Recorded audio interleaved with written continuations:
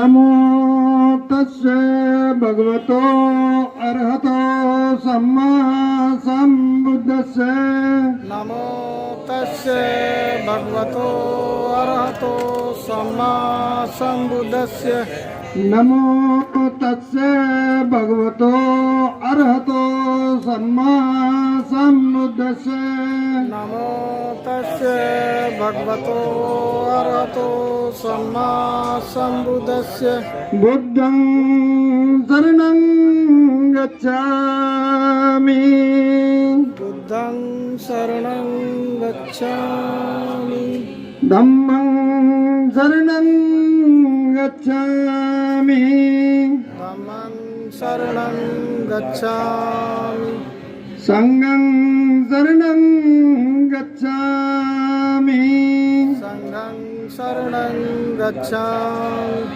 द्वितीयंपि बुद्धं शरणं गच्छामि द्वितीयंपि बुद्धं शरणं गच्छामि द्वितीयंपि धम्मं शरणं गच्छामि द्वितीयंपि धम्मं शरणं गच्छामि द्वितीयंपि संघं शरणं गच्छामि द्वितीयंपि संघं शरणं गच्छामि तृतीयंपि बुद्धं शरणं गच्छामि तृतीयंपि बुद्धं शरणं गच्छामि तृतीयंपि धम्मं शरणं गच्छामि तृतीयंपि धम्मं शरणं गच्छामि तृतीयंपि संघं शरणं गच्छामि तृतीयंपि संघं शरणं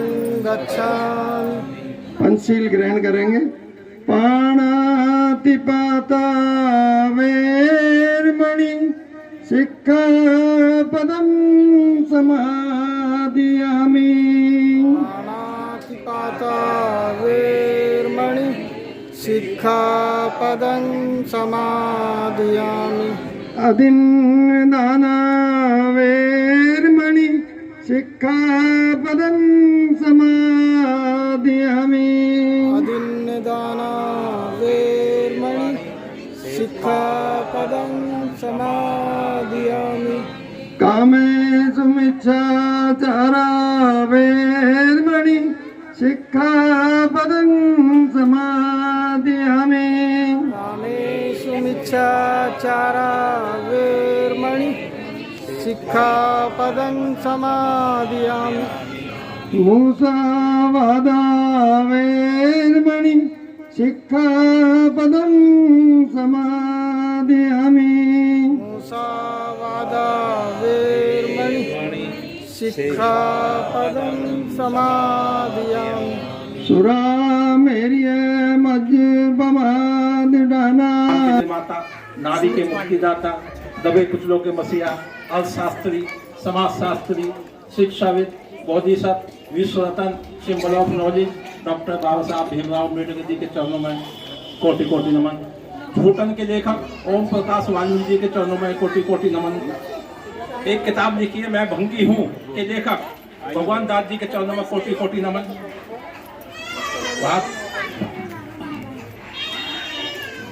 महामना ज्योतिराव फूले साहब जी के चरणों में कोटि कोटि नमन। माता सावित्रीबाई फूले जी के चरणों में कोटि कोटि नमन। माता रमाबाई जी के चरणों में कोटि कोटि नमन। बहुजन समाज में जन्मे सभी महापुरुषों के चरणों में कोटि कोटि नमन। आप सबको नमो बुधाई। जय भीम जय भीम जय भीम जय भीम जय भीम जय भीम जय भीम। आज जो हम बैठे हैं सब बैठे हैं इसमें सब एक ही आशीर्वाद है, उनके संघर्ष का आशीर्वाद है डॉक्टर बाबा साहब भीमराव अम्बेडकर जी का। जो आप यहाँ बैठे हैं ना, जितने बैठे हैं सब अच्छी अच्छी महिलाएं बहन बेटी बैठी हैं, पुरुष बैठे हैं, सब में जो हमें यहाँ बैठे हैं उसमें सब में बाबा साहब का आशीर्वाद है। जो उन्होंने संघर्ष करा था उसका आशीर्वाद है। इसलिए हमें बाबा साहब को मानना चाहिए, उनकी विचारधारा को मानना चाहिए।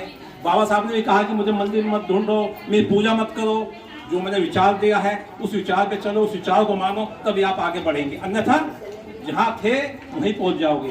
और अजानियों की कसर नहीं है, जो सरकारें काम करती हैं वो सब हमें पीछे ले जाने का काम करती हैं, लेकिन हम आगे बढ़ने का कोई काम नहीं करते। वो तो हमें पीछे ले जाने का काम करती हैं, लेकिन कोई भी काम ऐसा नहीं करते हम अपनी पुंछ में बने रहें या आगे बढ़ें। तो इसी एक बात मैं बताता हूँ, पुरानी बाबा साहब की है और हमारे वकील साहब भी बैठे हैं, कहीं गलती हो तो बता देना। जब बाबा साहब नए नए वकील बने थे, वकील साहब बने, एडवोकेट बने थे, अभिवक्ता बने थे, तो उन्हें बॉम्बे हाई कोर्ट में जो जहाँ जगह थी बैठने, वकील बैठते हैं उस कचहरी में, तो वहाँ उन्हें जगह नहीं मिली। क्यों? क्यों? वो दलित थे, छोटी जाति से थे, इसलिए सबने उन्हें जगह नहीं दी, वो बाहर बैठने का स्थान मिला, वो बेचारे बाहर ही बैठ गए। अब एक सेठ थे, बहुत बड़े सेठ थे, उनके एक ही बेटा था, तो उसे किसी केस में कोई सजा हो गई थी, तो बड़े बड़े वकीलों के पास गए। वो कहने लगे साहब मेरे बेटे को बचा लीजिए, बहुत पैसे वाला था, अकेला बेटा था, मेरी जो दौलत है मेरे पास उसे कौन यूज करेगा। तो बड़े बड़े वकीलों ने फाइल पढ़ी, सबने कहा इसे कोई नहीं बचा सकता, आप जाइए। पूरे घूमते घूमते एक नया वकील ने कहा वो जो बैठा है ना, अब ये भी वकील बनाया नया है ना, वो दलित है, उसके पास चले जाओ। उन्होंने इसलिए कहा उनकी खुशी उड़ाने के लिए, उनकी मजाक उड़ाने के लिए। वो सेठ उनके पास पहुंच जाता है, कहता साहब मेरा बेटा है और मेरे बेटे को बचा लूं। बाबा साहब ने फाइल पढ़ी, कह रहे सर कोई भी नहीं बचा सकता, कह नहीं साहब मुझे आप पे विश्वास है, आप बचा देंगे। बाबा साहब ने केस लड़ा और लड़ने के बाद में भी उस बच्चे को फांसी की सजा होगी। तो सेठ बोला सर आपने बचाने का वादा करा था, ये मेरे बेटे को फांसी हो गई। तो बाबा साहब कुछ नहीं बोले और चुप खड़े रहे। तो जब फांसी का ऑर्डर हो गया, जब वो फांसी दी जा रही थी तो उसमें ऊपर कपड़ा लगाया गया, जो फांसी दी जाती है, तो उसको गले में फंदा डाल दिया। जैसे ही फंदा डाला, बाबा साहब ने कहा रुको। जज साहब ने फांसी दे दी ना, जज साहब भी थे, सभी अधिकारी थे वहां, तो बाबा साहब ने कहा रुको। जज साहब ने फांसी दे दी ना, जज साहब भी थे, सभी अधिकारी थे वहां, तो बाबा साहब ने कहा रुको, फंदा लगा लो इसका। तो सब बोले ये फांसी की सजा है। बाबा साहब ने कहा आपने फांसी की सजा दी है, सजाए मौत नहीं दी है, आप सजा सी पूरी हो गई है। तो उस बच्चे को इस तरह बाबा साहब ने बचाया था। किस बल में? पढ़े लिखे थे, वकील थे, और वकील का काम क्या होता है बचाना। तो इसी स्तर पर बाबा साहब ने बचाया था और बच्चा बच गया। इसी बात में बधाई, जय भीम। जय भीम, नमो बुद्धाय। परम सिद्ध है ये सारे ज्ञानी पुरुष जो इतनी बढ़िया बढ़िया बातें हमारे भाई सूरजपाल जी ने बताएं। सभी को जो है तहे दिल से जो है जय भीम, नमो बुद्धाय। मैं एक नवोदय विद्यालय के विषय में आपको बताना चाहता हूँ। मैं नवोदय स्कूल में मास्टर हूँ, तो उसी के विषय में बता रहा हूँ। नवोदय स्कूल में कक्षा 6 से कक्षा क्लास से एडमिशन होता है और एक क्लास में 80 बच्चे लिए जाते हैं। उसका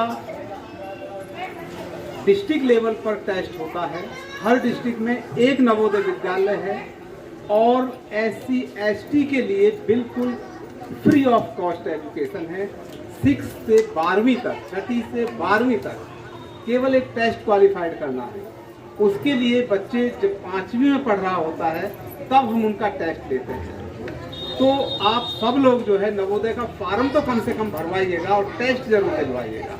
यदि एक बार नवोदय में एडमिशन हो गया तो 12th क्लास बच्चा करके निकलेगा विदाउट एनी कॉस्ट, जिसमें आपको सारी चीज़ें, यूनिफॉर्म, बुक्स, स्टेशनरी, और यानी कि हम बच्चे को टूथपेस्ट भी देते हैं। हम नहीं देते हैं, गवर्नमेंट प्रोवाइड कराती है। तो ये सारी चीज़ें वहाँ पर फ्री मिलती हैं। तो थोड़ा सा जो है इस चीज़ का ध्यान रखिएगा।